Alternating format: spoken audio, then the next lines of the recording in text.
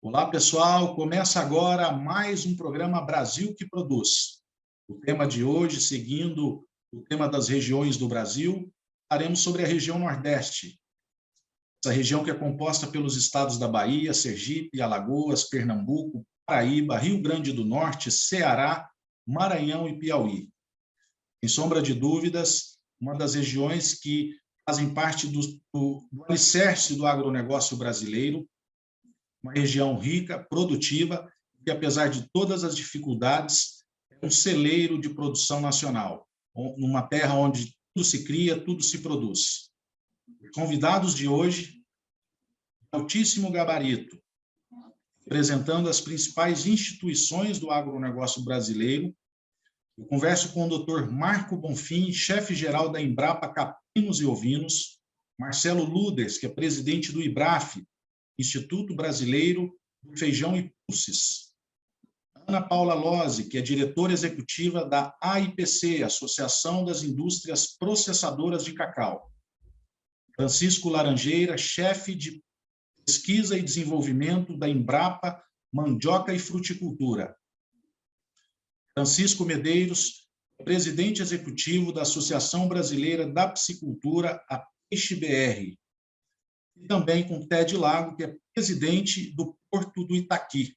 No bônus de hoje, vamos conversar sobre um tema importantíssimo, crédito rural, com Dayana Almeida. Não percam.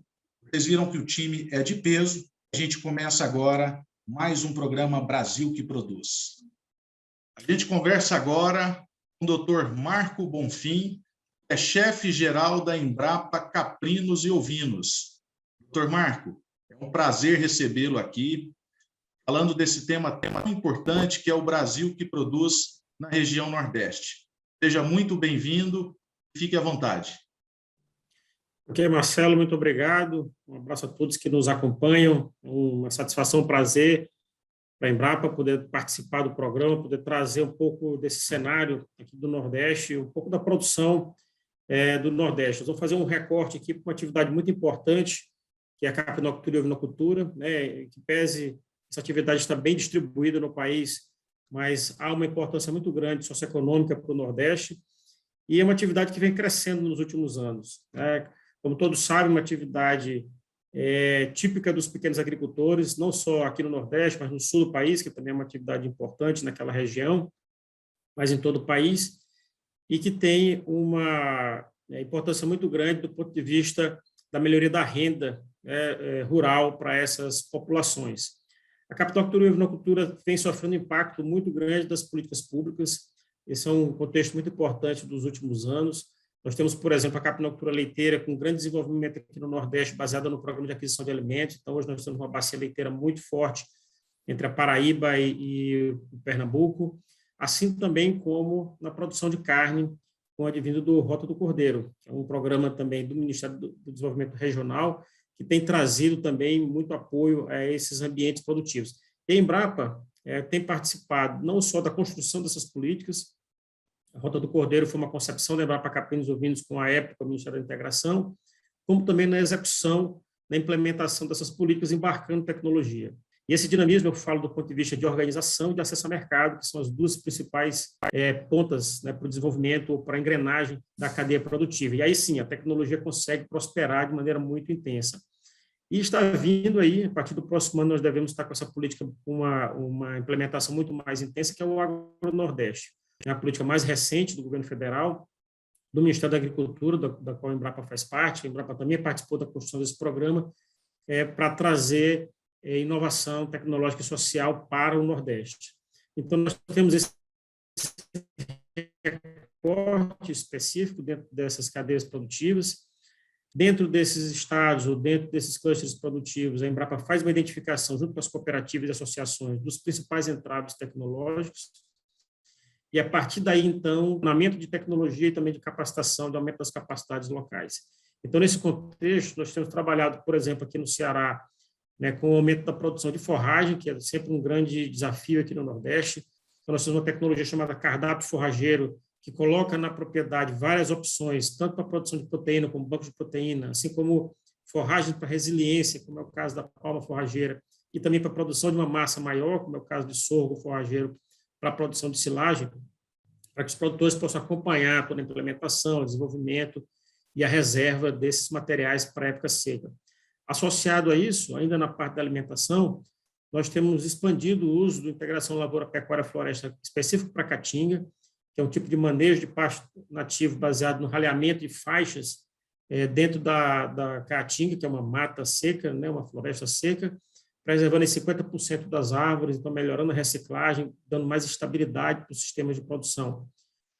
E, por fim, ainda nesse contexto da alimentação, a Embrapa tem uma tecnologia que já está hoje no Ceará e também na Paraíba instalada, que é o Serviço de Assessoramento Nutricional, que usa uma tecnologia de infravermelho próximo, faz o diagnóstico nutricional das populações de caprinos e ovinos baseado na análise fecal com esses equipamentos, e a partir daí, então, são liberados boletins que orientam os produtores no melhor uso do recurso de ração concentrada para a suplementação dos animais.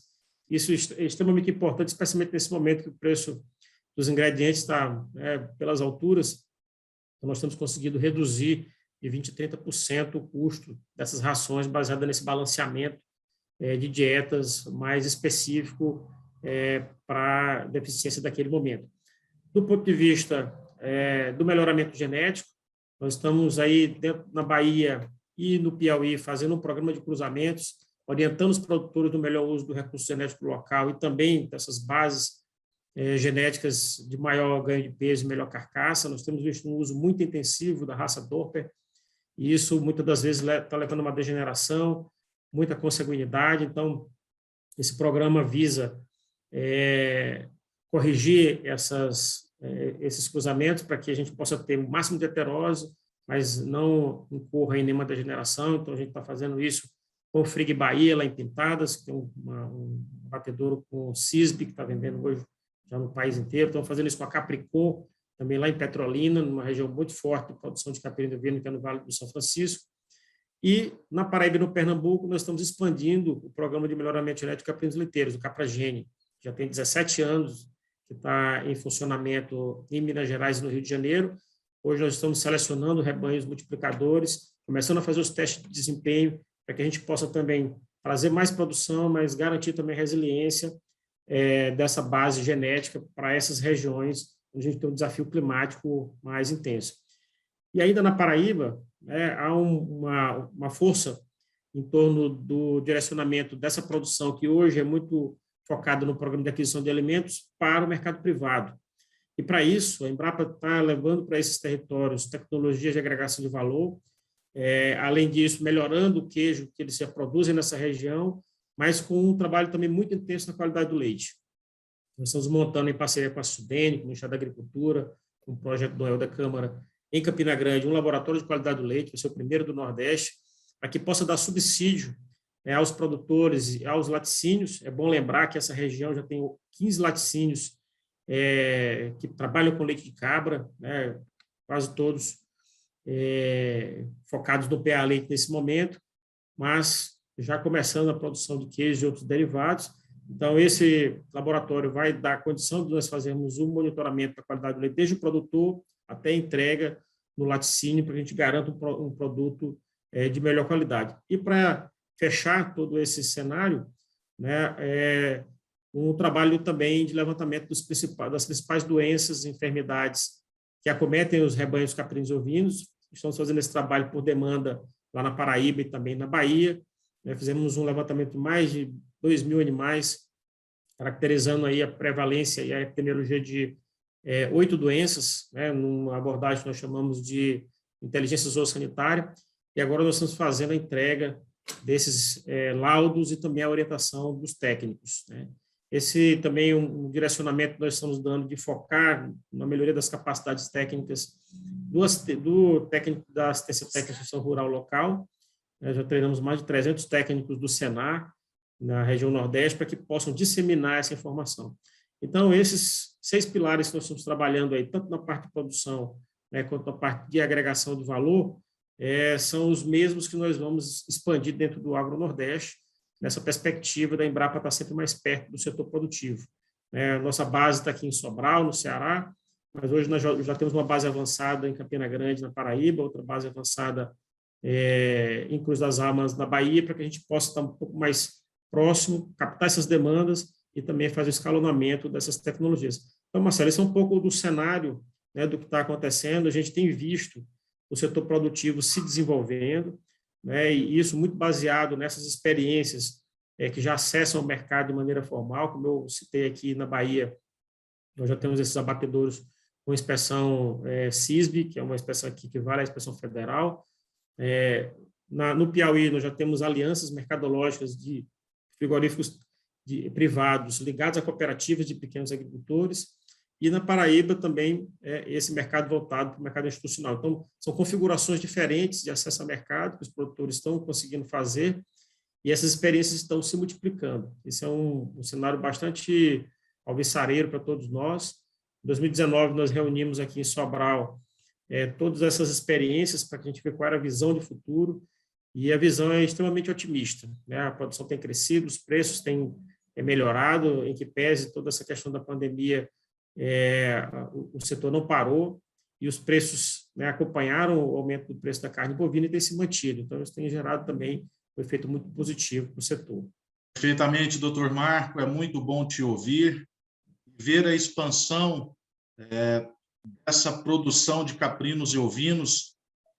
A gente vê que todo esse crescimento que a gente observa nos supermercados, nos restaurantes, isso tem acontecido muito naturalmente, que isso não é à toa. Não é à toa, existe um trabalho muito criterioso por trás disso. Isso só é possível graças a profissionais como você, graças a instituições como a Embrapa, que fazem com que isso seja possível de acontecer. Muito obrigado pela sua participação, muito agregador aqui para nós, e até a próxima. Eu converso agora com o Marcelo Luders, que é presidente do IBRAF, Instituto Brasileiro do Feijão e Pulses. Marcelo, seja muito bem-vindo, é um prazer recebê-lo aqui. Fique à vontade.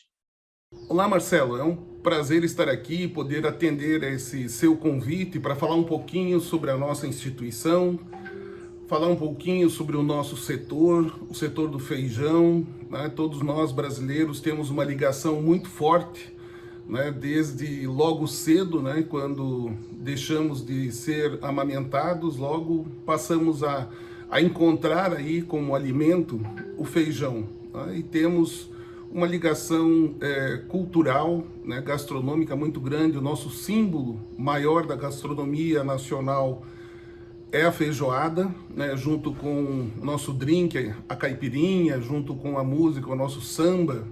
Enfim, tem aí um valor intrínseco muito grande. Do ponto de vista de necessidade de consumo, nós sabemos, como brasileiros, o bem que faz o consumo do feijão.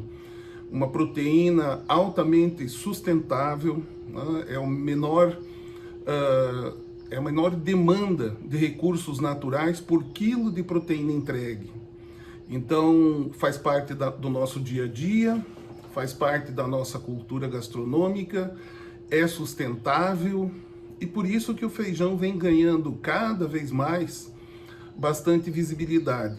O Instituto Brasileiro do Feijão completa esse ano 15 anos, fomos reconhecidos esse ano como uma OCIP, né? Já éramos uma instituição sem fins lucrativos, e fruto disso é um trabalho árduo que nós temos feito, bastante intenso, seja nas instituições governamentais em Brasília, seja junto às instituições de pesquisa, as instituições internacionais. O IBRAF hoje tem um assento no Global Pulse Confederation, é a entidade nacional que representa o Brasil lá e representa o Global Pulse no Brasil. Então, com o passar do tempo, o feijão foi exigindo esse tipo de atenção, e nós fomos devotando cada vez mais tempo aos temas que são bastante importantes para essa cadeia produtiva. Nós temos escutado com certa frequência de que o consumo está caindo, mas temos indícios de que, na verdade, o que cai primeiro é a oferta. A oferta de feijão no Brasil está abaixo de 13 quilos por habitante, a oferta per capita. O ideal é que nós tivéssemos um consumo ao redor de 15 quilos, segundo o Ministério da Saúde, com a ingestão de feijão pelo menos 5 vezes na semana. Então, não é possível você atender essa necessidade da saúde do brasileiro se você tem uma quantidade menor de oferta ou de produção. Então, aí nasceu, ou nós identificamos, né, o problema já existia, identificamos esse problema. E quais seriam as soluções? Aumentar o consumo. Como é que você vai aumentar o consumo de um produto tão básico? Bom, primeiro nós temos que dividir e analisar com muito cuidado quem são os nossos consumidores. Nós temos 100 milhões de consumidores hoje no Brasil, que seriam pertencentes à classe C, D e E, que consome feijão por muitas vezes falta de opção. A opção que ele tem, a proteína vegetal mais acessível em termos de custo, acaba sendo o feijão. Ou a proteína, né? Não somente proteína vegetal, porque a proteína animal é substituída em grande parte hoje nessa camada da população por proteína vegetal. E a proteína vegetal mais barata, mais à mão que existe para essa classe social, são os feijões. Então, nós precisamos ter uma atenção muito grande e cobramos muitas vezes do governo, do Ministério da Agricultura, Desenvolvimento, enfim, de quem pode criar políticas para essa área. Nós insistimos muito de que nós precisamos ter um feijão a preço justo. O que é um feijão a preço justo? O preço justo é um feijão que atende à necessidade do produtor, que estimula esse produtor a plantar, e ao mesmo tempo não trava o consumo. Nós sabemos que a nossa população enfrenta, todos nós como brasileiros enfrentamos agora um período difícil na economia pós-pandemia, né? Temos incertezas quanto ao futuro, mas há pessoas que têm incerteza quanto se terão alimento amanhã. E junto com as outras cadeias produtivas dos alimentos básicos, entendemos que a nossa missão é buscar atender essa demanda. Para isso, nós temos que gerar excedentes. Mas para gerar excedentes, como é que nós vamos fazer se o produtor produzir mais feijão carioca, que é 60% do produto do feijão produzido no Brasil, né? O total de feijão produzido no Brasil é ao redor de 3 milhões de toneladas por ano. Então, cerca aí de 1.800.000 toneladas é de feijão carioca. Mas tem um detalhe.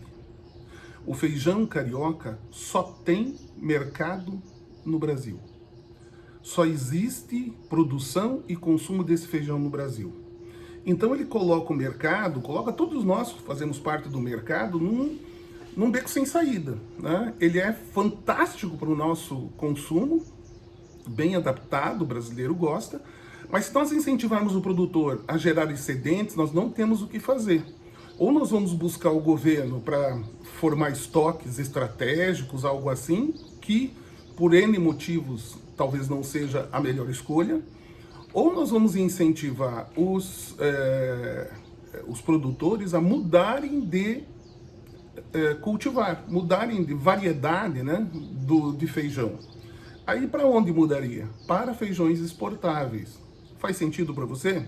Pensa comigo. O produtor, se produzir mais feijão carioca, que é o que ele está acostumado a produzir, vai acabar sobrando, cai o preço, ele fica desestimulado e não planta. Nós temos vivido essa polaridade dentro do nosso mercado, né? Subiu muito, estimula muito o preço, o plantio, vem muito plantio, cai o preço, daí ficamos aí 2 anos com preços caros, aí ainda vem por cima, às vezes, um problema climático, alguma coisa que escapa a nossa capacidade de reação, e lá está o problema. Temos pouco produto para ofertar. Então, o que é inteligente do nosso ponto de vista, até seja encontrada uma outra fórmula, vamos produzir feijão rajado, feijão vermelho, feijão mung, né? Para quem não conhece o mung, é aquele que faz moyashi, né? No Brasil nós conhecemos como que faz moyashi. O feijão azuki, lá dos orientais, Que mais? Vamos produzir outros pulses, vamos produzir grão de bico, ervilha, lentilha, e aí nós vamos estar provendo a nossa população mais que o necessário. O produtor não vai ficar amarrado a um produto que eventualmente não tenha exportação, né? Se não houver consumo aqui no mercado interno, ele exporta. Tanto isso é verdade que o Brasil, desde 2010, ano a ano, aumenta a exportação. Esse ano nós batemos R$1 bilhão exportados em 200 mil toneladas. Isso de janeiro a novembro. Ainda temos dezembro os embarques. Mas já é a maior exportação já feita no Brasil na história. Alguns podem se perguntar, mas isso então faz com que suba o feijão no mercado interno? Não, isso faz com que o produtor produza, né? Tanto que nós temos hoje na prateleira do supermercado feijões entre 6 e 7 reais, 6 e 7,50, e era o preço de janeiro do ano passado, e nós estamos em dezembro. Então, está havendo um desestímulo no produtor de produzir o feijão carioca, porque os custos subiram em dólar, tudo subiu. Ele está vendendo em reais, mas tudo bem, atendemos a demanda nacional e exportamos o quê? O feijão Munk, mais de 70 mil toneladas, exportamos o feijão Calpi, os fradinhos, né? Mato Grosso vem provendo aí para o Brasil e os excedentes depois são exportados. E existem algumas grandes novidades hoje, né? Bom, em termos de exportação ainda, o rajado, o vermelho. Então, existe um esforço hoje do IBRAF de que os consumidores conheçam essas cultivares, essas variedades, elas se incorporem ao seu dia a dia, aumenta-se a produção, o preço diminui ao consumidor, né? Hoje a gente tem aí, vende pouco porque é caro porque vende pouco, feijões diferentes, aí, feijões gourmet, talvez pudéssemos chamar. Mas o que acontece? Se nós formos fazendo campanhas, né, como a gente vem buscando fazer nas mídias sociais, tentando sensibilizar o consumidor, né, nós temos uma campanha chamada Viva Feijão, que estamos desenvolvendo junto com o Sebrae, com a Brasel, num piloto aqui no Paraná. Esperamos levar isso para outros estados. Então, nós temos aí um horizonte bastante interessante. O horizonte na área de exportação, que nós chegamos a 200 mil toneladas, é muito promissor, porque agora, somente agora, nós conseguimos ter aí um acordo com a Apex para ter amparo para exportação para 8 países prioritários. Então, nós vamos ter uma capacitação, vamos ter uma atenção, um foco em cima desses mercados mundiais que demandam os feijões do mundo e do Brasil. Lá fora, também diminuiu a área de feijão por conta de plantio de soja e de milho. Não é um fenômeno só no Brasil. Somados aos problemas climáticos, tem menor oferta no mundo, sim, de feijão. Grandes oportunidades. Por isso nós colocamos no horizonte, vamos mirar na Lua, que se acertar nas estrelas já vai estar ótimo, né? Estamos olhando lá para frente, para 2025 chegar a 500 mil toneladas de exportação. Não é um delírio. É possível, gerando excedentes, sempre lembrando, atendendo o nosso mercado interno e com os excedentes exportando.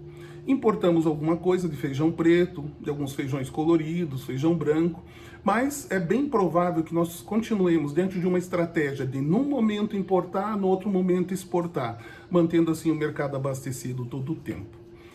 Um outro tópico muito interessante é da sustentabilidade via rastreabilidade. Eu mencionei há pouco, nós temos 100 milhões de brasileiros que estão aí na classe C, D e E, mas nós temos 116 milhões de brasileiros que estão na A e B. Esses brasileiros estão ficando cada vez mais exigentes, eles querem saber de onde veio, como é que foi produzido, se não tem resíduos, se não tem GMO, enfim, todo tipo de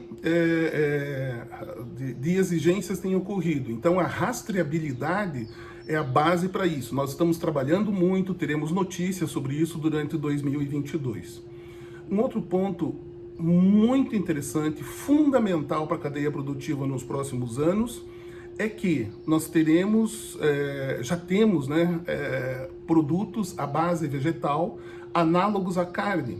Tivemos uma degustação durante o Pulse Day Brasília, dia 24 de novembro passado, Lá na Embrapa Cerrados fizemos um evento junto com o GFI, o Good Food Institute, e outras instituições para mostrar e para provar, né, degustar inclusive, essas novidades, que é o plant-based, ou plant protein, a proteína vindo dos produtos vegetais com feijão, sim, com feijão, com a proteína dos feijões. Então esse é um mercado extremamente relevante, vai crescer muito aqui no Brasil. Nós degustamos lá pães com 50% de farinha de feijão, excelente para quem tem problema celíaco, precisa de um reforço em termos de proteína, né? Excelente o feijão. Temos aí degustado macarrões, pães, foi lançado o pão de feijo, né? Durante o almoço nós consumimos carne de frango vegetal, frango xadrez, por exemplo, que se não tivessem falado, a gente não saberia que foi feito aí com o plant protein. O plant protein, ele não vai substituir a carne no mundo, mas ele vai ajudar a entender, ele vai ser complementar à carne. Não há como sustentar um mundo com mais de 9 bilhões de seres humanos em 2050 com o percentual de consumo de proteína animal que tem hoje. Então, existem vários estudos que apontam que a saída vão ser os pulses, né? Lentilha, ervilha, grão de bico e feijão, as leguminosas secas, né? Que são conhecidas no mundo como pulses. E o Brasil é um grande produtor do nosso pulse maior, o feijão. E as pesquisas mostram que é possível produzir também, já começa a acontecer, esses outros pulses. Então, é bastante promissor o que nós temos pela frente, temos aí uma perspectiva bastante interessante para 2022 já, continuar trabalhando para o abastecimento do mercado interno, continuar trabalhando no abastecimento dessa nova indústria que surge com rastreabilidade, com segurança e atendendo a demanda mundial. Nós estamos muito otimistas com respeito àquilo que vem pela frente, pela necessidade que há, né? E pelo fato de que o feijão é feijão. Por isso, convido vocês que estiverem acompanhando, né, agora essa transmissão, que na próxima vez que você olhar um prato de feijão, dê uma paradinha e lembre, ele é uma causa social, do pequeno produtor ao grande, do consumidor menos favorecido nesse país ao consumidor que pode escolher o que consumir, todos consomem feijão. Por isso, dentro do seu coração, ou se puder aí, dê um grito levantando a mão direita. Viva o feijão do Brasil. Muito obrigado a vocês pela atenção, por esse espaço, essa oportunidade de falar dos nossos produtos, né? Muito obrigado, Marcelo, por essa oportunidade, e eu desejo a vocês que tenham uma boa sequência, um bom final de semana, um bom final de ano, né? E que possamos ter um 2022 muito fortificados aí pelo feijão. Forte abraço. Excelente explanação, Marcelo. É muito importante tê-lo aqui conosco nessa bancada, falando de um tema tão importante que é a região Nordeste e, com certeza, sobre a cultura do feijão e pulses, que é tão significativo para a economia brasileira e para o agronegócio. Muito obrigado pela participação. Um forte abraço. Converso agora com Ana Paula Lozzi, que é diretora executiva da Associação das Indústrias Processadoras de Cacau, a AIPC. Ana Paula, é um prazer recebê-la aqui, tê-la conosco nessa bancada tão rica e tão agregadora. A gente falando sobre o cacau, nós já tivemos numa outra oportunidade falando especificamente sobre o tema, e hoje vamos falar sobre a região Nordeste, onde é a região pioneira do cacau. Mais uma vez agradeço pela sua presença. Fique à vontade. Boa tarde, Marcelo. Obrigada por ter convidado a IPC para participar do programa Brasil que Produz. É uma honra para nós falarmos sobre cacau, especialmente aqui com vocês. Realmente o cacau tem uma importância muito grande para a região Nordeste. A Bahia é um grande produtor de cacau, é o maior produtor de cacau do Brasil ainda. Alguns anos atrás, na década de 80, já figurou como um dos maiores produtores de cacau do mundo. E, em razão de algumas doenças que chegaram à região, a gente teve uma queda na produção. mas nos últimos anos isso tem mudado, né? A gente está numa espiral positiva da cadeia, a cadeia tem dialogado cada vez mais, tem existido investimentos dos governos, do setor privado, e a produção de cacau, ainda que não seja suficiente para atender a demanda da indústria nacional, ela vem aos poucos crescendo. A Bahia, ela esse ano teve uma excelente produção na safra temporã, superando alguns anos a produção. Foi uma produção realmente que impressionou a todos nós. Isso trouxe um ânimo muito grande para os produtores, um ânimo muito grande para a indústria. Se as questões climáticas permitirem, com certeza, a gente vai fechar essa safra, uma safra melhor do que os últimos anos. Isso é muito bom, isso traz resultados positivos não só para a cadeia como um todo, mas para os produtores, que veem a produção sendo valorizada. Na região, a gente tem visto um investimento grande em outras regiões, nas regiões não tradicionais. Então, hoje, a produção de cacau na Bahia está principalmente ali no sul da Bahia, próximo a Ilhéus, Itabuna, Gandu, entre outras regiões, mas tem tido investimento na produção de cacau nas regiões não tradicionais. Então, no Cerrado, a gente tem escutado bastante falar sobre projetos no Ceará, e isso mostra o tanto que o cacau pode trazer a diferença para essas regiões. O cacau é um fruto, né? É uma commodity que ela preserva o meio ambiente. O cacau, diferente do que falam, ele é um indutor da preservação. Uma das principais formas de produção do cacau na Bahia é o cabruca, onde a preservação da mata é fundamental, né? Então, a gente tem que mostrar não só para o país, mas para fora também, o tanto que o cacau ele é uma commodity de preservação do meio ambiente, o tanto que ele é um indutor de geração de renda do pequeno e médio produtor. Hoje, boa parte da produção de cacau ela está nas mãos de pequenos e médios produtores. Então, a média de hectares é entre 5 e 10 hectares. E todo o cacau produzido no Brasil, ele é comprado pela indústria moageira. A gente tem uma demanda por cacau muito alta e hoje, apesar da produção não atender às necessidades, isso não deve ser visto como um aspecto negativo, deve ser visto como uma oportunidade, pois quanto mais cacau a gente produzir, mais a gente vai comprar aqui internamente, menos a gente vai depender da importação de cacau. Então, hoje a indústria moageira tem uma capacidade instalada na Bahia, do Nordeste, de 275 mil toneladas de moagem. E a gente recebe, em média, do Brasil inteiro, uma média de 160, 170 mil toneladas. Então, a gente tem uma capacidade de absorção de praticamente 100 mil toneladas de cacau.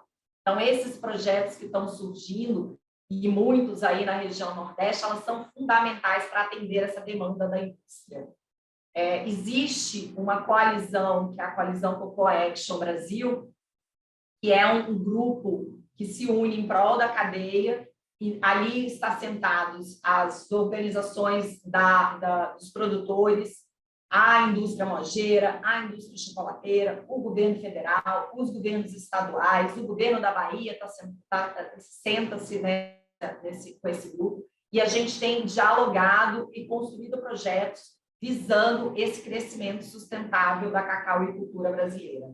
Então, a perspectiva é uma perspectiva muito positiva. Essa espiral positiva a gente tem visto em várias discussões, a gente tem conseguido observar um produtor cada vez mais animado, a gente tem trabalhado dentro do Cocoa Action o acesso ao crédito ao produtor, porque isso é fundamental para o produtor poder investir e melhorar manejo, melhorar a sua produção, melhorar a qualidade, ele precisa ter crédito. Então, a gente tem feito esse diálogo junto com o setor financeiro, com os produtores, com os estados, para conseguir fazer com que o crédito chegue ao produtor. A gente tem um trabalho de assistência técnica, porque a gente sabe que são medidas pequenas, mas necessárias. E somente a assistência técnica de qualidade acessível para esses produtores é que vai fazer com que eles possam melhorar a produtividade deles, e assim aumentar a produção de amêndoas do país. A gente tem um trabalho também que lançou há pouco tempo, que é o currículo de sustentabilidade. Esse currículo de sustentabilidade, ele traz as práticas que são fundamentais para essa cultura, não só continuar sendo sustentável, mas mostrar para o mundo o quão sustentável ela é.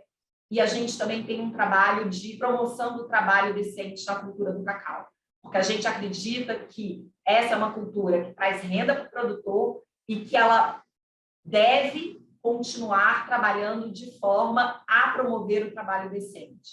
As crianças devem estar na escola, os trabalhadores precisam ser bem remunerados, e isso é uma das nossas ações do Cacau 2030.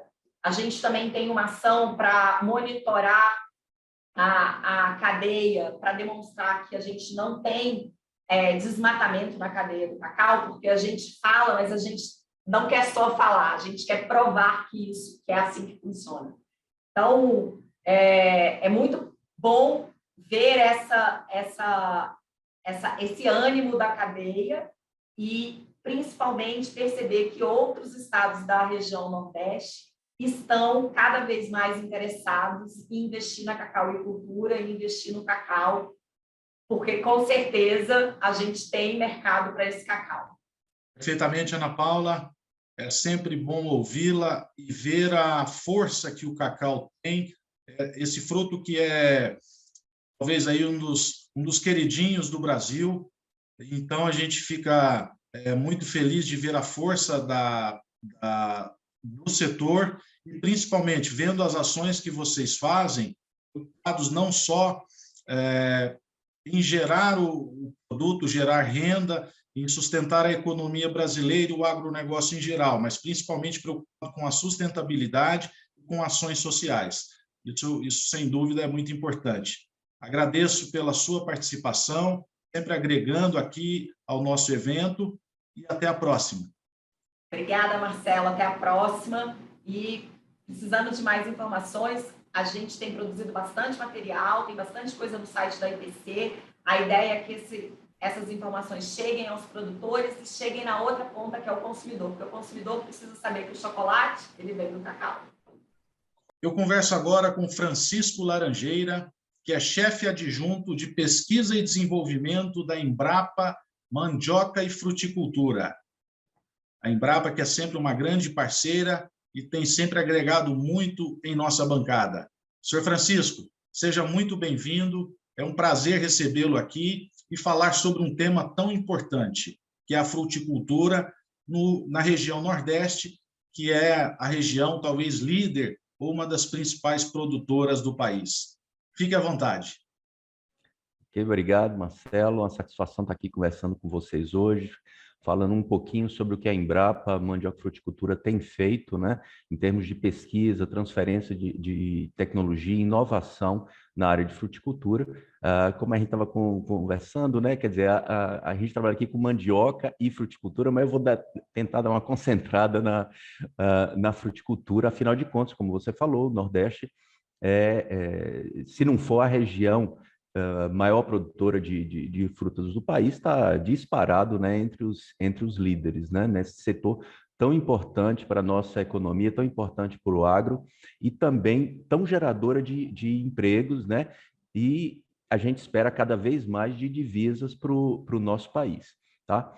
Então, aqui no nosso centro de pesquisa, que fica na Bahia, né, na região do recôncavo da Bahia, a gente trabalha com mandioca e fruticultura tropical e a gente tem um mandato, o chamado mandato nacional. A gente trabalha não só no Nordeste, mas em outras regiões também e com apoio de outras instituições, né? E aqui no Nordeste, especificamente, ou melhor, dentre essas frutas com as quais a gente trabalha, o nosso foco principal tem sido citros, e aí você inclui as laranjas, limões, né, e tangerinas, banana, maracujá, abacaxi e mamão. Essas são as frutas principais com as quais a gente trabalha, embora a gente tenha trabalho também com o que a gente chama de culturas de oportunidade. Daqui a pouco eu explico um pouquinho do que se tratam essas culturas de oportunidade.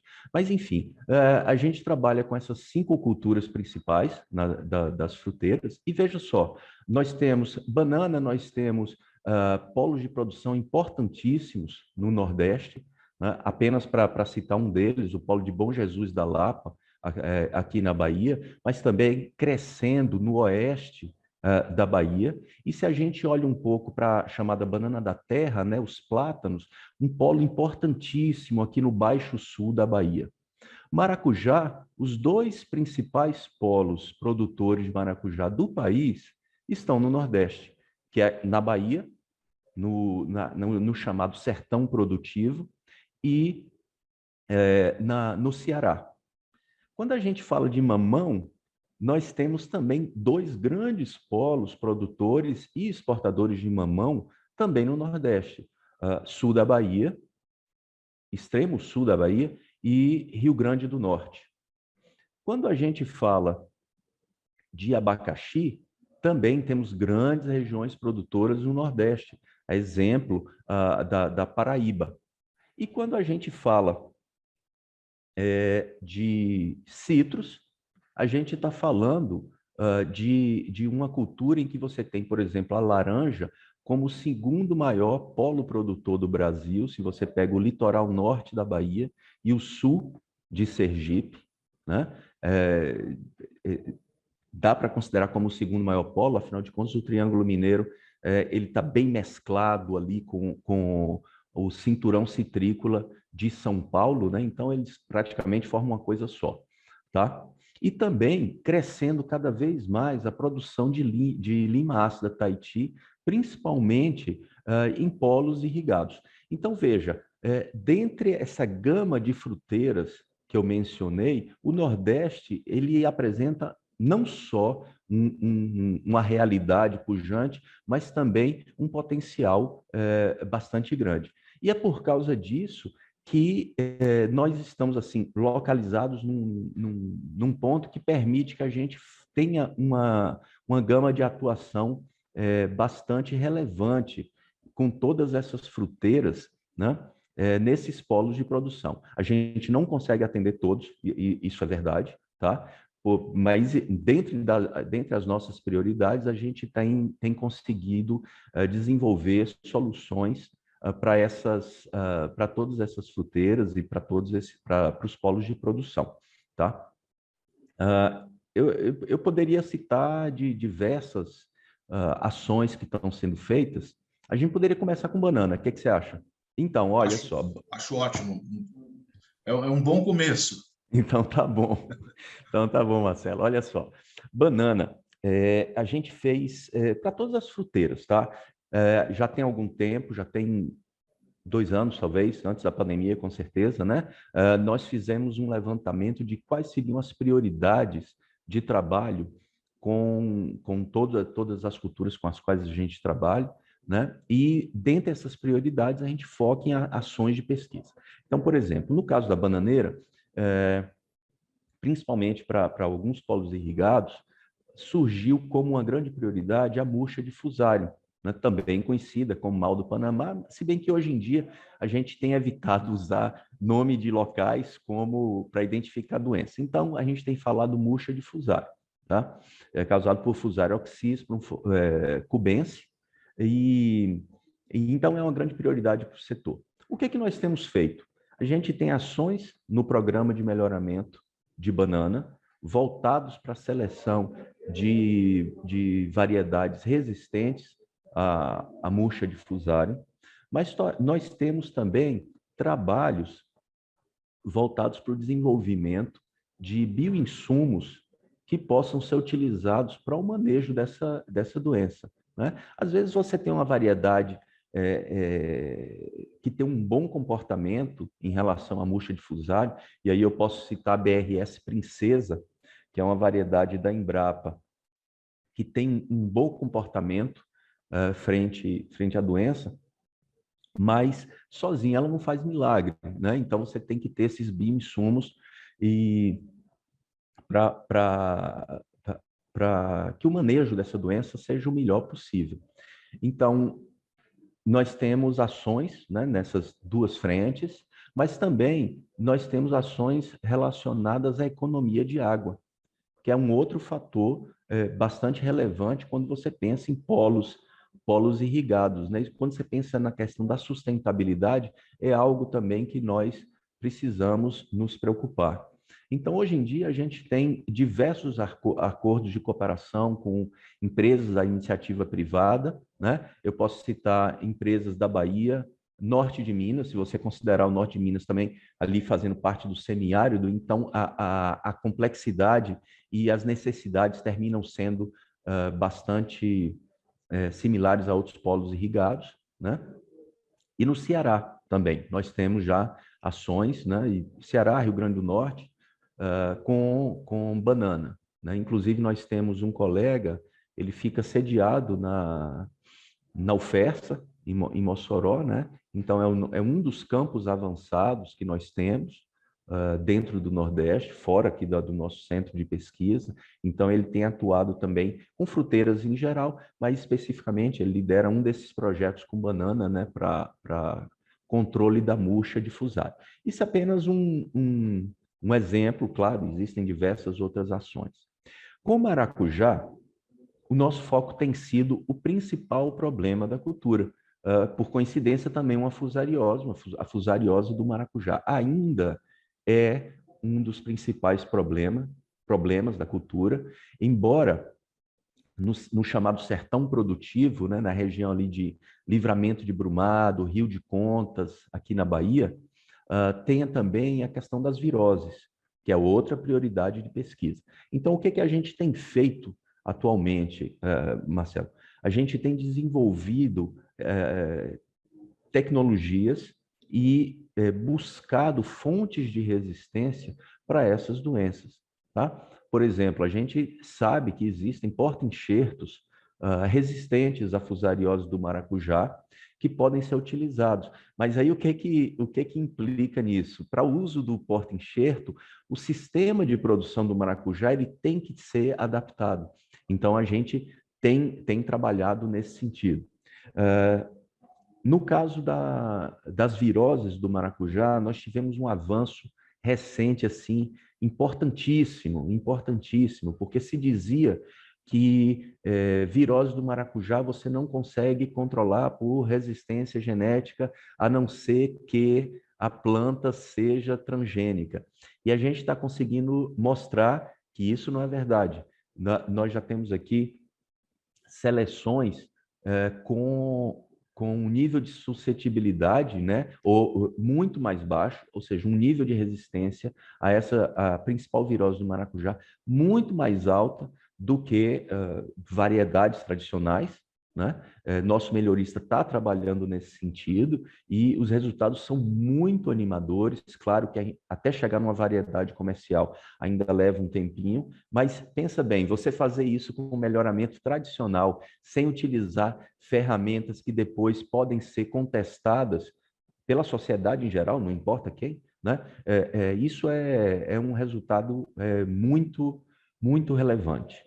No caso do mamão, nossa atuação tem sido em duas frentes, também melhoramento genético, buscando linhagens híbridos de mamão que possam ser licenciados para empresas produtoras de semente para abastecer o mercado brasileiro, né? Não é intenção nossa comercializar diretamente a variedade, mas sim licenciar nossas variedades, no caso específico de mamão, tá? Licenciar essas variedades. Temos aí um híbrido muito bom que está vindo, mas ele ainda está numa fase final, né? Ele está sendo selecionado principalmente para o extremo sul da Bahia e estamos aí com negociações com empresas privadas nesse sentido, desenvolvimento conjunto. Isso é muito importante para a gente. Inovação aberta, desenvolvimento conjunto com o setor privado. Eu costumo falar, Marcelo, que a Embrapa não trabalha para a sociedade. A Embrapa trabalha com a sociedade, a Embrapa trabalha com o setor produtivo. Tá? Isso é muito caro a gente valoriza demais esse trabalho de inovação aberta e é por isso que a gente está nesse caminho. No Mamão também, a gente tem trabalhado em busca de tecnologias que possam controlar as viroses, tá? Tanto a mancha-anelar quanto a meleira. Recentemente, tivemos um desenvolvimento muito relevante com um teste precoce para a identificação de plantas com meleira. Essa metodologia ainda está em desenvolvimento, mas eu te falo, ela é promissora, tá? E a gente sempre atuando com as agências de defesa. Aqui na Bahia, por exemplo, a gente trabalha com a Agência de Defesa Agropecuária da Bahia, a DAB, né? Então, a gente tem esse relacionamento muito bom, já que a meleira aqui ela é sujeita a regulamentações pela agência estadual, tá? Isso no âmbito do mamão. No abacaxi, o nosso foco tem sido o desenvolvimento de variedades, duas frentes, né? Variedades resistentes à fusariose, ok?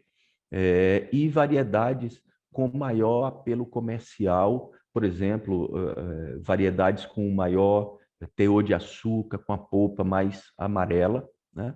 Nós estamos aí no forno com 4 híbridos, eles estão sendo testados em diversas regiões brasileiras, né?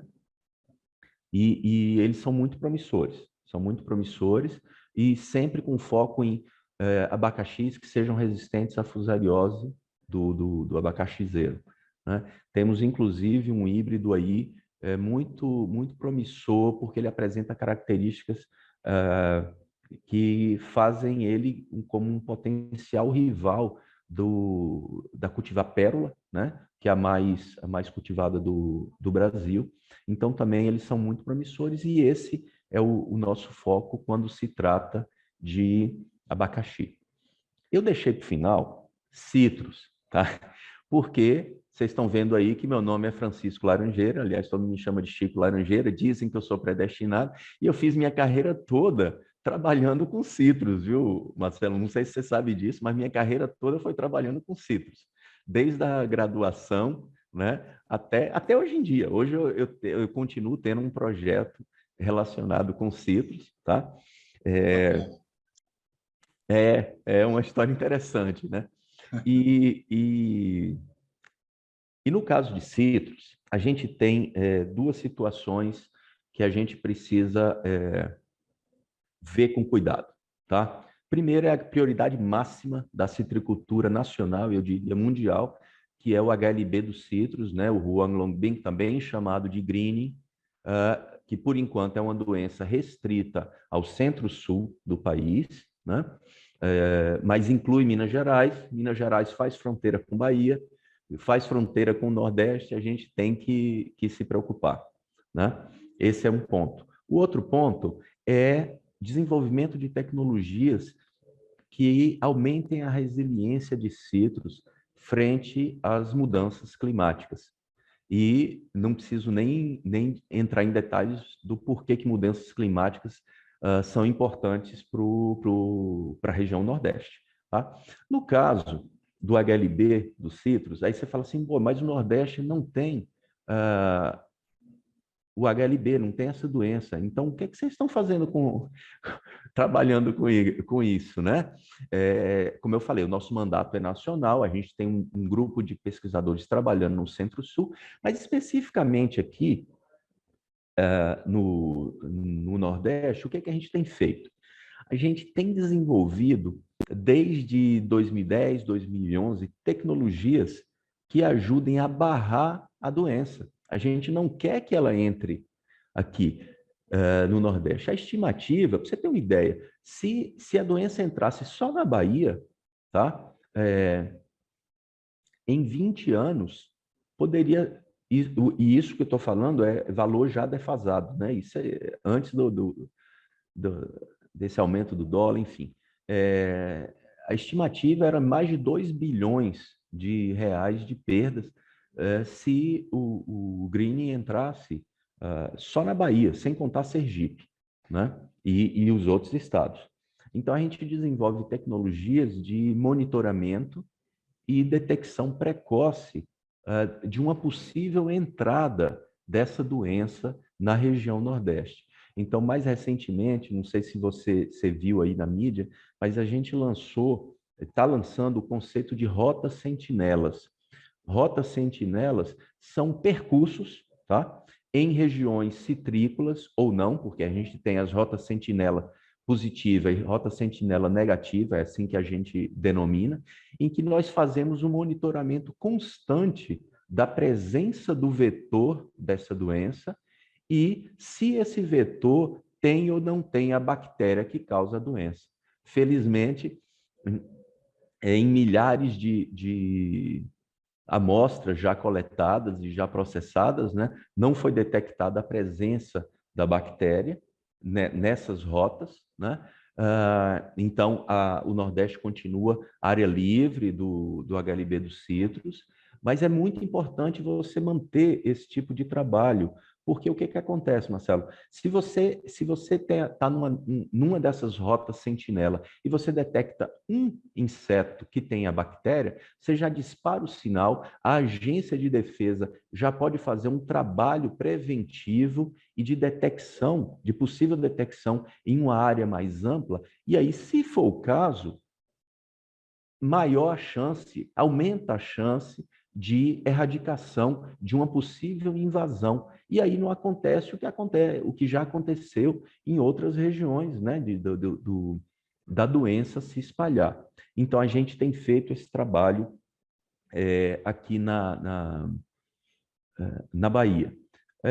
Outro trabalho que a gente tem feito relacionado ao HLB dos citros é o desenvolvimento ou a tentativa, por enquanto eu falo tentativa porque está no início, né, de detecção de plantas comerciais, por exemplo, outras plantas frutíferas que possam ser repelentes desse inseto que transmite o HLB dos citros. Então, a gente tem resultados promissores, mas ainda é muito cedo para falar sobre isso, e a gente tem acoplado resultados de campo, né, de casos de vegetação, de repelência, com modelagem matemática, para a gente ver quais as possíveis configurações que repeliriam esse vetor. É uma outra linha de trabalho.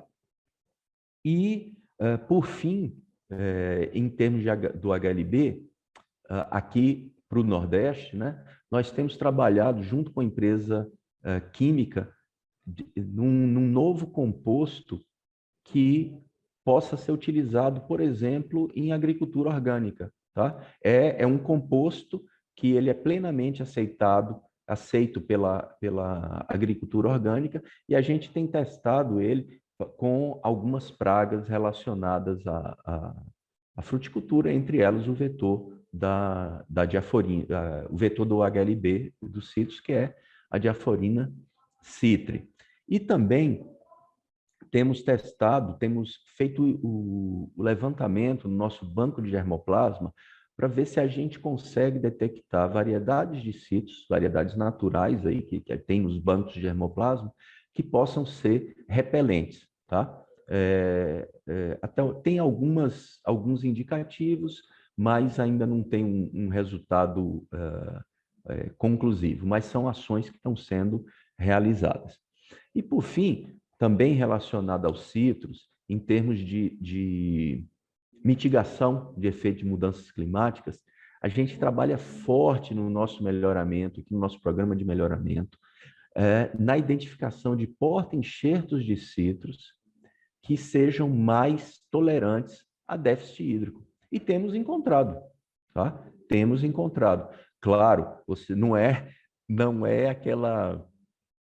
aquele porta-enxerto que você não precisa de água de jeito nenhum, mas ele tolera mais, tá? Eles toleram mais, porque na verdade são diversos porta-enxertos, mas eles precisam de validação em diversas regiões, né?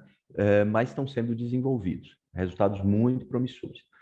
E um outro resultado promissor em termos de mitigação de efeitos das mudanças climáticas é um uma descoberta que foi feita por um dos nossos pesquisadores aqui, né, sobre um efeito de epigenético, que seria mais ou menos o seguinte: a planta é mantida no déficit hídrico, essa planta reage de uma maneira que modifica o código, modifica o material genético, sem modificar o código genético, só que essa modificação passa para a borbulha que é enxertada em uma outra planta.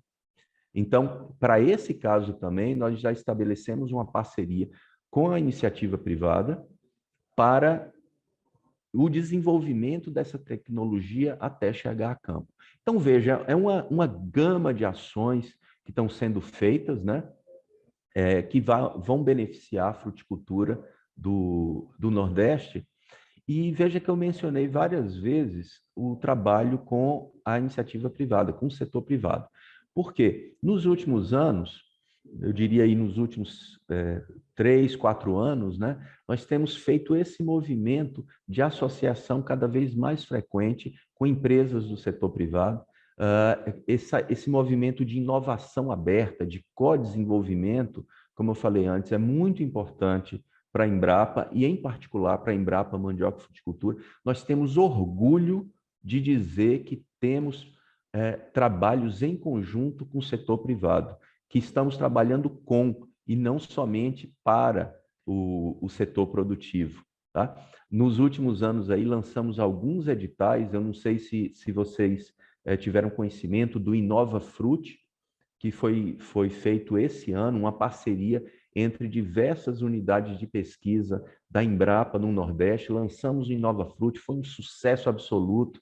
Foram feitas as seleções das propostas, né? Diversas propostas, e agora a gente está na fase de negociação com essas empresas para firmar contratos de cooperação, contratos de co-desenvolvimento na fruticultura. E toda semana a gente está tendo negociações com diversas empresas que têm interesse em desenvolver tecnologias em conjunto com a gente. A gente também tem interesse em desenvolver, né? Eu acho que juntando forças, o setor público e o setor privado, a gente pode fazer muito mais do que os setores isoladamente conseguem fazer.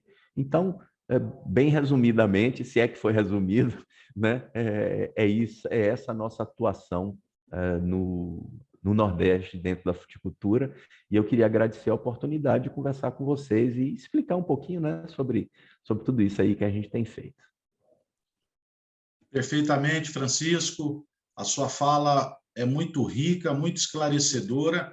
A gente vê a diversidade da produtividade do Nordeste quando a gente fala em fruticultura, e fica o recado, né, da importância das parcerias para que a soma, né, essa parceria é uma soma de conhecimentos, uma soma de objetivos para que o agronegócio, para que a região Nordeste continue sendo uma das líderes na produção de frutas do país.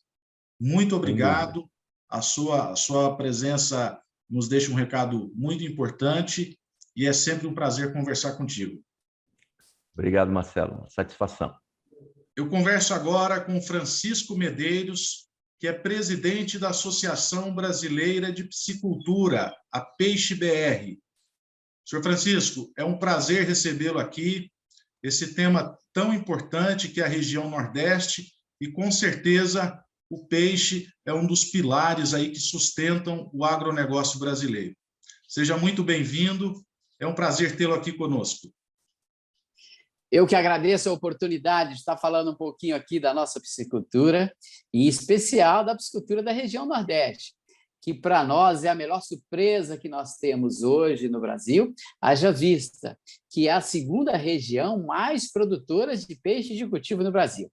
Isso é extremamente interessante, porque uma das premissas para se produzir peixe é água.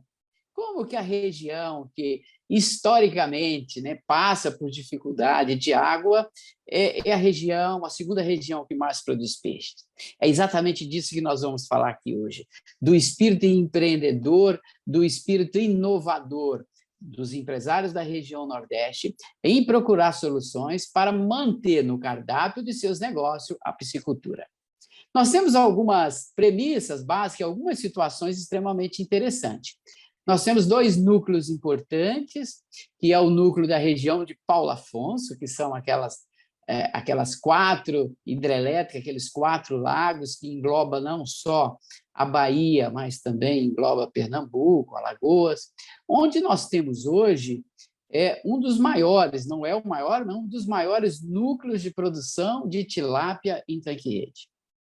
E um desafio extremamente grande, haja vista que os insumos estão distantes.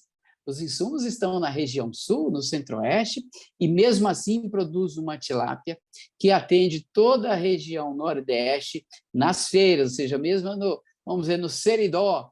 Se você vai na feira de sábado, você vai encontrar tilápia fresca vinda da região de Paulo Afonso.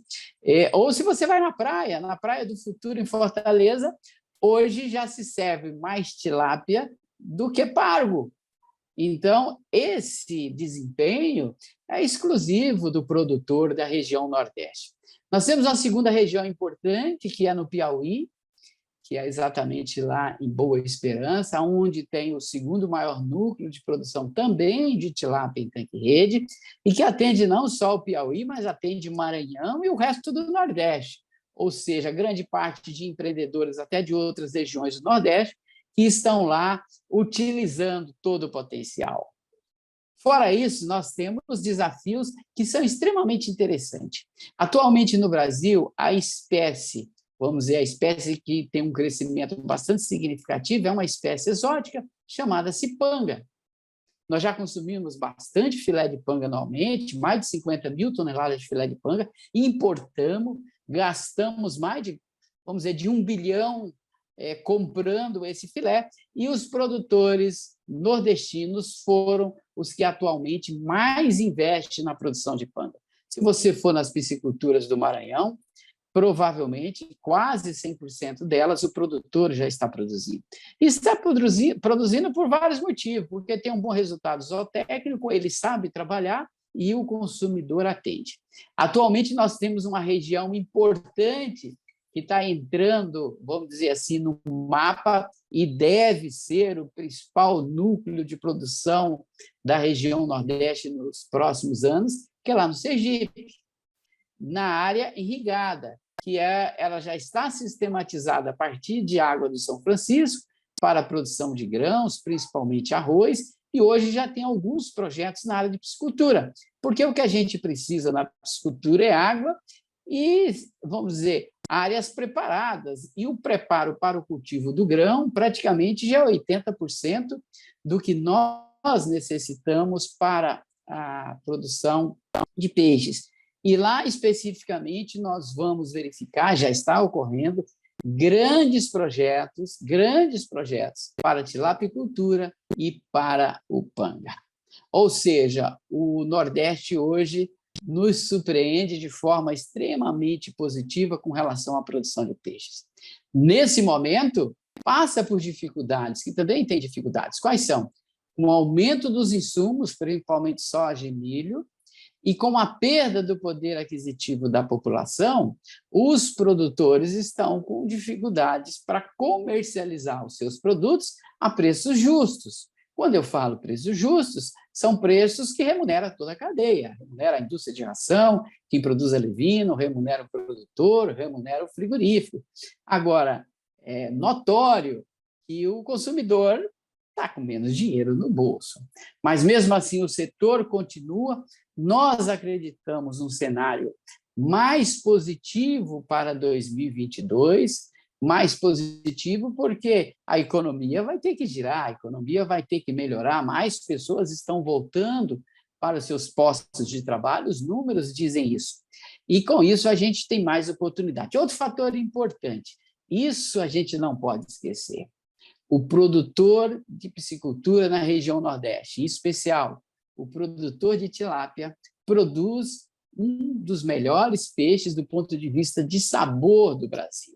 Então, esse crescimento que nós observamos na região Nordeste, a gente tem que acreditar ao produtor, que tem toda uma preocupação com relação à saúde desse peixe, com relação à alimentação desse peixe e com a preocupação de oferecer um produto fresco. Ou seja, hoje o peixe sai dos principais núcleos de produção da região Nordeste, em 24 horas ele está no Nordeste inteiro. A pessoa que vai na feira está comendo peixe que foi despescado 1, 2 dias no máximo, bem conservado em gelo. Então, além de trazer uma proteína de qualidade, ele também está trazendo um novo conceito, que é o conceito de segurança alimentar, é o conceito de saudabilidade, é o conceito de preocupação com a família, para que aquele produto traga só benefícios. Então, nós acreditamos que teremos dias cada vez melhores para a piscicultura no Nordeste, vai se consolidar como um dos principais núcleos de produção e, em breve, ainda nos próximos 3, 5 anos, hoje já tem uma exportação de tilápia a partir de Paulo Afonso, mas vai se consolidar também como um grande exportador de peixe. Que coisa maravilhosa, né? Na região Nordeste, trazendo emprego, trazendo renda e trazendo, principalmente, alimentos de qualidade a preço competitivo para a maioria da população nordestina. Excelente, senhor Francisco, muito importante a sua fala e mostra para a gente que, apesar dos desafios, né, da seca, que é uma questão histórica na região, estar longe dos insumos, ainda produz um produto em alta escala, sendo o segundo maior produtor, e mais do que isso, produz com qualidade. Então, fica para nós aí uma lição e mostra mais uma vez que o Brasil é realmente o país do agronegócio e, com certeza, ele só é uma potência graças a pessoas como você e os outros convidados que estão à frente aí das principais instituições e pegam o desafio e fazem o negócio acontecer. Muito obrigado pela sua participação.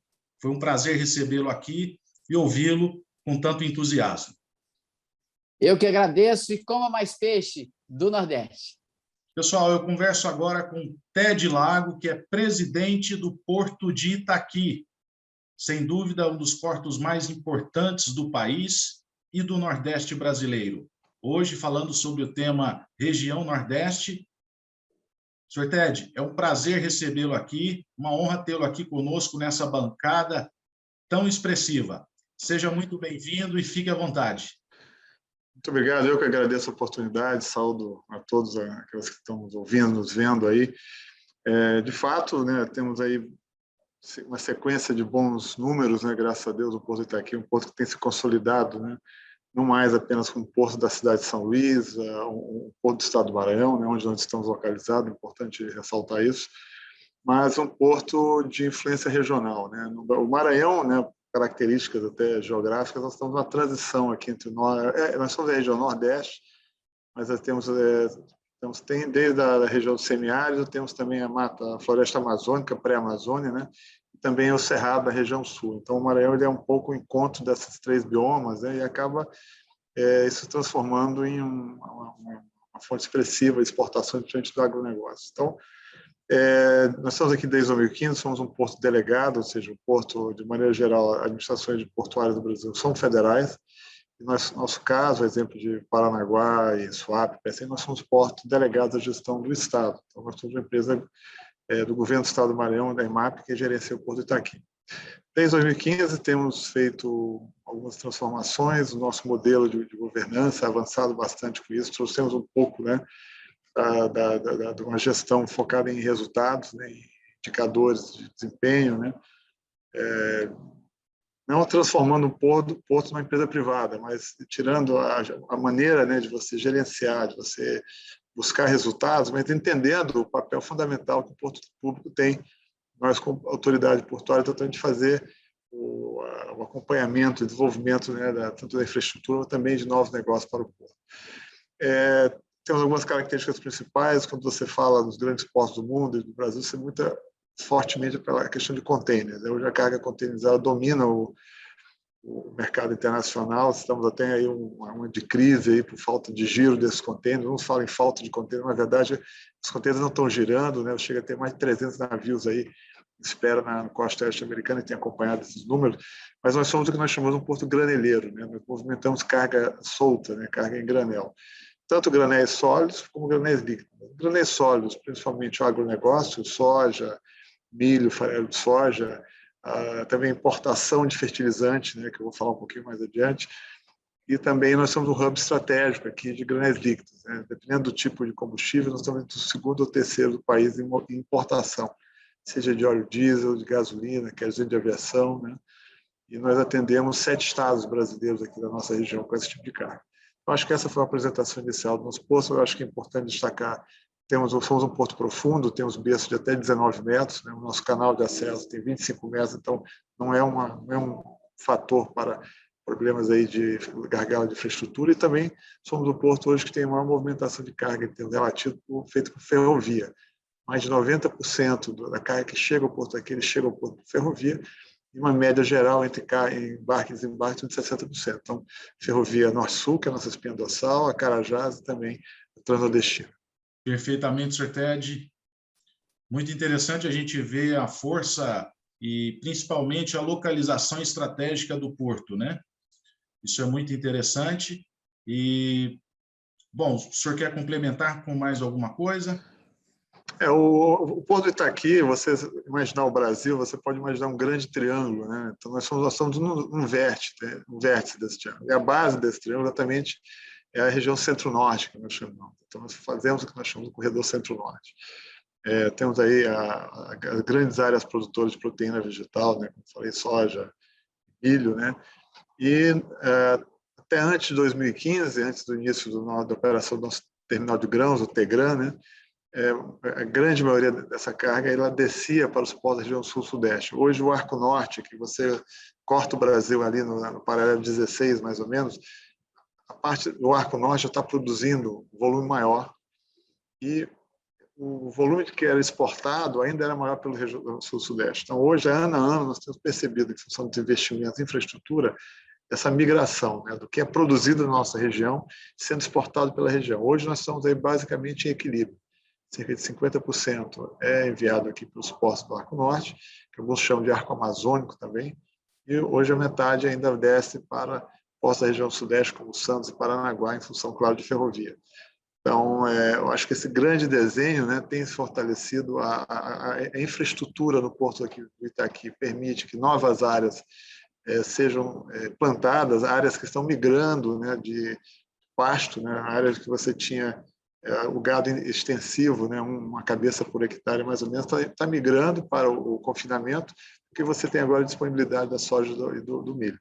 Então, há um potencial de crescimento muito grande. Nós temos novos investimentos sendo anunciados aqui, provavelmente uma nova fase do Tegran. Hoje o Tegran vai fechar, o Porto está aqui, na verdade, vai fechar em torno de 13 milhões de toneladas de grãos, saímos de quase de 3,5 lá em 2015, né? É um grande salto. E vamos passar dos 30 milhões de toneladas movimentadas. Em 2016, esse número era em torno de 17 milhões. Então, praticamente dobramos a movimentação de carga do porto nesse período. E a ideia é que os investimentos que nós vamos estar anunciando em breve é capacitar o porto a chegar a 40 milhões de toneladas até 2025. Perfeitamente. Muito interessante e muito agregador a sua fala, Sr. Ted. O agronegócio não é só plantar e colher, é necessário logística, é necessário infraestrutura para que toda essa engrenagem funcione bem. E a gente vê que ela funciona muito bem, que o agronegócio é um sucesso no Brasil, justamente porque temos profissionais competentes à frente das principais instituições e elos que fazem com que essa engrenagem seja desencadeada da melhor maneira possível. Muito bom, agradeço pela sua participação. É uma honra tê-lo aqui, contribuindo e agregando junto com esse time de grandes profissionais qualificados à frente das principais instituições do agronegócio. Muito obrigado mais uma vez. Obrigado, eu que agradeço uma vez as palavras e a oportunidade, e faço um convite, né, que venham conhecer o nosso porto também, aqueles que nos assistem, né, principalmente os produtores, né, e podem confiar, podem plantar que os investimentos necessários para a exportação de forma eficiente e competitiva estão sendo feitos. No bônus de hoje, Dayana Almeida fala sobre o crédito rural, tema importantíssimo. Aproveitem. Olá, pessoal, muito boa tarde. Meu nome é Dayana Almeida, sou advogada aqui no Centro-Oeste, moro em Brasília e atuo na área do agronegócio. Hoje eu vim aqui falar com vocês sobre a questão de crédito rural. Muitos produtores rurais acreditam que ir até um banco e buscar financiamentos e créditos rurais tem sua finalidade precípua às regras do banco. Mas não é bem assim, pessoal. O que eu queria falar com vocês é que eu, como advogada, quero trazer conhecimento para vocês sobre o Manual de Crédito Rural. O que é o Manual de Crédito Rural? É uma espécie de norma que ela foi instituída pelo Conselho Monetário Nacional e ela é editada pelo Bacen. Para que serve esse Manual de Crédito Rural? O Manual de Crédito Rural, que é editado pelo Banco Central, serve de observância para todo o sistema financeiro nacional. Quem é esse sistema financeiro nacional? Todos os bancos. Banco do Brasil deve observância ao Manual de Crédito Rural. Banco, Caixa Econômica, todos que forem trabalhar com a linha de crédito voltada para o agronegócio, deve observância a essa normativa. Por isso, produtor, você tem diversos direitos angariados e deve saber o que vocês têm como direito frente a essas instituições. Por isso, através do conhecimento, nós vamos fazer frente e mostrar para o produtor rural o que vem acontecendo por aí nesses contratos de financiamento de crédito rural. Porque, infelizmente, hoje em dia, nós encontramos diversas ilegalidades. Bancos cobrando de forma expoliatória, de juros fora do que é estipulado dentro do Manual de Crédito Rural. Hoje, como advogado, fazendo frente ao crédito rural, especializada e trabalhando somente com isso, eu vejo quantos produtores aí têm dificuldade e não entende até onde vai o seu direito frente a essas instituições e acredita que todas as cláusulas que são feitas ali naquele contrato é de fim, que ele tem que obedecer a todos aqueles contratos, a todas as cláusulas que são estipuladas naqueles financiamentos. Só que, infelizmente, pessoal, como tem pouquíssimos advogados especialistas na área e pouquíssimas pessoas que possuem esse conhecimento sobre o que é voltado ao direito do produtor frente a essas instituições, hoje nós vamos falar um pouquinho do que seria esse direito.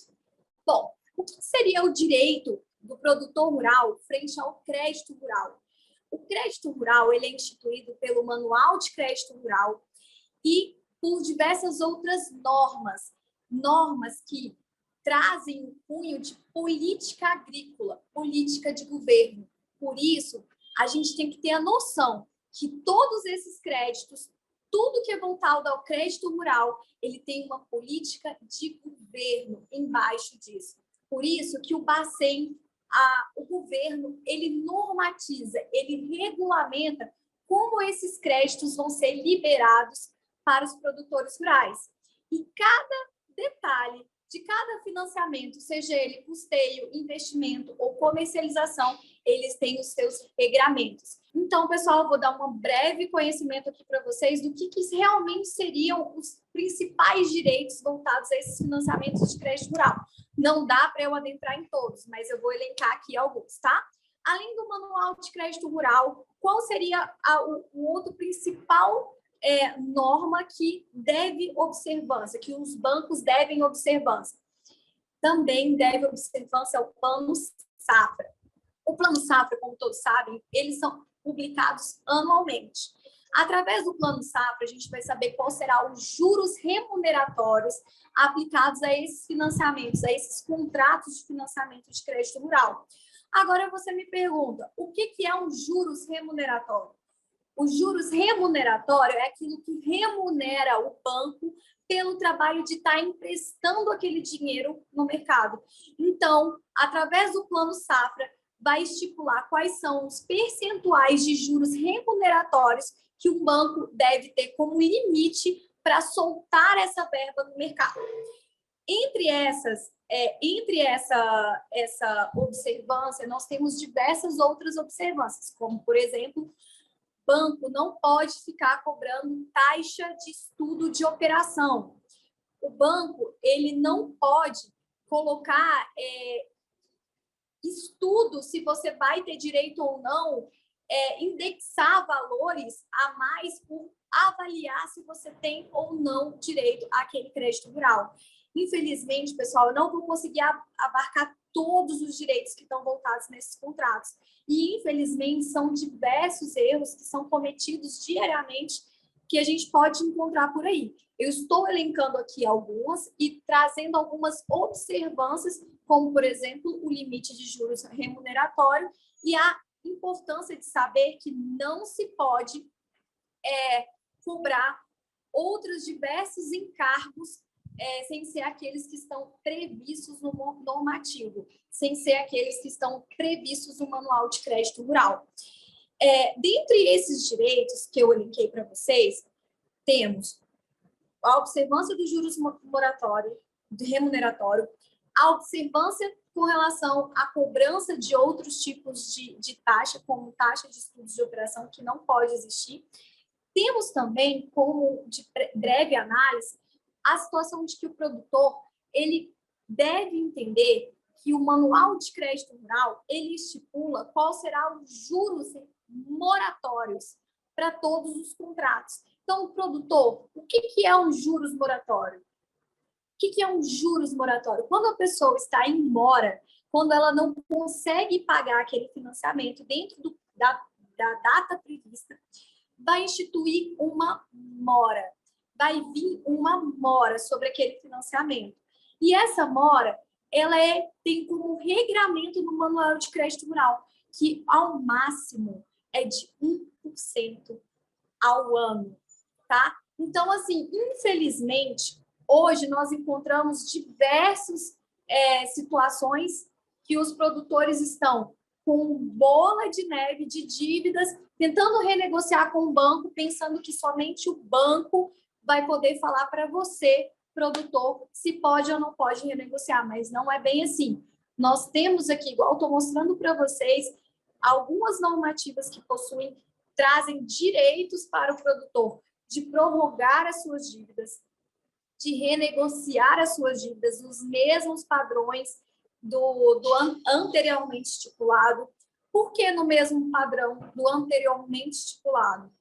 Porque o produtor, ele, além de sofrer risco de comércio, de mercado, ele também sofre risco sobre questões biológicas, chuva, seca, e todas essas intempéries que não dependem do produtor, desde que comprovadamente ele tem o direito de prorrogar a sua dívida, nos mesmos termos que anteriormente pactuado. Então, o que eu quero trazer aqui para vocês hoje é de que o produtor, antes de buscar qualquer instituição financeira para procurar uma renegociação, para rever as questões contratuais, busque o seu direito, porque existem diversos direitos voltados à política de crédito. A política do agronegócio tem aí direitos para você, produtor, a não entrar em qualquer tipo de financiamentos de crédito que vai trazer mais prejuízo do que o normal de mercado. Então, pessoal, o que eu posso dizer para vocês? Além desses direitos que a gente tem aqui, como política agrícola, como política de governo, que são os créditos que são fomentados pelo governo e que possuem diversos regramentos de observância pelo Sistema Financeiro Nacional, nós temos hoje também diversas linhas de crédito privadas. E essas linhas de crédito privada, ela veio também com os novos regramentos, tanto operações de barter, que a gente vê muito por aí, tanto com relação a linhas de crédito privadas, sobre as fintechs que estão liberando crédito no mercado. Então, todas essas linhas, elas possuem regramentos de observância ao sistema financeiro nacional, porque nós estamos falando de uma política de governo. Por que é política agrícola de governo? Porque, pessoal, antigamente, quando não existia essa política de governo, o país ele chegou a ter que importar alimentos com baixa qualidade, com preço muito maior. Então, hoje, através do fomento, através da política agrícola, nosso país é um dos principais países, é uma potência mundial no agronegócio.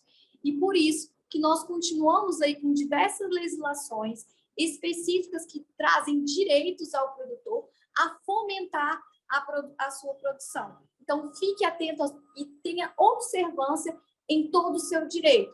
O direito à tomada de crédito rural, que existe para qualquer tipo de mercado, seja público, seja privado. Que eu queria, além de todas essas questões do juros remuneratório, do juros moratório e também de não poder cobrar taxa de operações, taxa de estudo de operações, o banco também ele tem observância sobre se o produtor rural ele vai plantar ou ele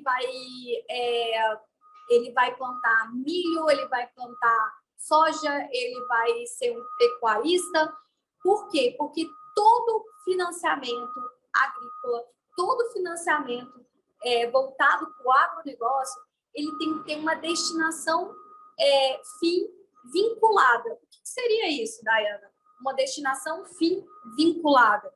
Significa que, como todos sabem, a safra ela é feita de forma anual. A pecuária, a depender, se for o leite, ele vai ter uma remuneração, até que consegue ter uma remuneração mensal. Mas, se for uma pecuária de corte, demora até ele conseguir ter esse retorno daquilo que foi investido. Então, todo financiamento de crédito rural, ele tem, por observância, uma vinculação, uma finalidade obrigatória. Quando você pega um financiamento de crédito rural, o banco ele tem que colocar a prestação conforme o seu estilo de produção. Então, quando que eu vou começar a ter um retorno financeiro? Eu vou começar a ter um retorno financeiro a partir do ano que vem, quando eu vou colher a minha safra, quando eu vou ter ali o meu retorno daquilo que está sendo investido através do meu financiamento. Então, é a partir disso que, obrigatoriamente, o banco tem que colocar a prestação sobre o financiamento de crédito rural. O que ocorre muito por aí, e que muitas pessoas não têm conhecimento, é quando faz uma renegociação, né, junto com o banco sobre crédito rural, que está em atraso, e nessa renegociação o banco coloca parcelamentos mensais e não inclui a observância que aquele crédito ela tem uma destinação agropecuária, ela tem uma destinação agrícola. Não tem condição do produtor, mesmo que se trate de uma renegociação, ficar pagando uma prestação mensal, até porque o seu retorno financeiro não é mensal. E como nós temos uma normativa que manda o banco obrigatoriamente observar todas essas questões, observar a peculiaridade que envolve o sistema de produção do produtor, então, mesmo quando se tratar de renegociação, o banco deve cumprir a essa determinação e essa observância de verificar que houve que existe naquele rendimento daquele produtor o espaço de uma vez ao ano, ou ele precisa de um espaço de 2 anos para ter um retorno e um giro para ele conseguir pagar ali a sua prestação. Tem que ser adaptado ao cultivo, aquilo que o produtor tem como produção, que tem como retorno financeiro na sua propriedade. Dentre todas essas observâncias que eu elenquei para vocês aqui, que é o juros remuneratório, aquilo que o banco é remunerado, que ele é regulado pelo Plano Safra, nós temos os juros moratório, que é estipulado pelo Manual de Crédito Rural, e nós temos também que a proibição de cobranças a mais de taxas de estudos de operação. A única coisa que o banco ele pode cobrar além do estudo de taxa de operação seria uma taxa para fiscalização. O que é essa taxa de fiscalização?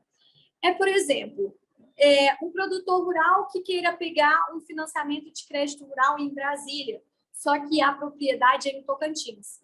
E todo banco ele tem o dever de fiscalizar se aquele dinheiro está tendo a destinação específica.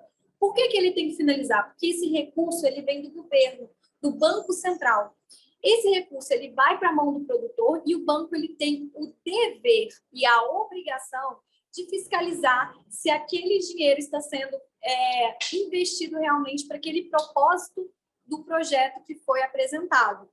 E o banco ele vai até a região para poder fiscalizar. Hoje nós temos drones, nós temos o próprio Google Ads, outras formas que o banco já fiscaliza, mas ela está autorizada a cobrar qualquer tipo de taxa para fiscalizar esse tipo de operação, tá? E por isso, se você for pegar um financiamento de crédito rural, a depender da localidade, procure a região mais próxima de você, para que não haja aí qualquer tipo de intempéries ou que haja cobrança a mais do banco com relação a essa taxa de fiscalização. Bom, brevemente eu trouxe para vocês aqui alguns tópicos relevantes sobre os financiamentos de crédito rural voltados para a política de governo. Sabemos que é uma matéria de extrema complexidade e com diversas nuances, mas o que eu gostaria de trazer de principal para vocês aqui é que vocês possuem direitos frente a essas instituições e que nós temos que abrir bandeira e mostrar que hoje, como potência mundial, potência no agronegócio, nós estamos aqui para mostrar para esses produtores que somos mais fortes juntos e vamos levar o máximo de conhecimentos possível para que não haja nenhum tipo de abusividades e ilegalidades frente a esses contratos. Bom, pessoal, hoje é isso. Eu sei que foi ótimo, foi muito agregador, foi muito produtivo, mas não seria diferente com uma bancada desse nível, tão diversificada, com esse gabarito. Agradeço aos nossos convidados, aos participantes que trouxeram informação, conhecimento, e mais do que isso, entusiasmo para nós fazemos parte desse Brasil que produz. Muito obrigado mais uma vez a vocês que nos assistiram, vocês que estão aqui nos acompanhando. E fica aqui mais uma vez o recado. Quem compra terra não erra. Até a próxima. Tchau.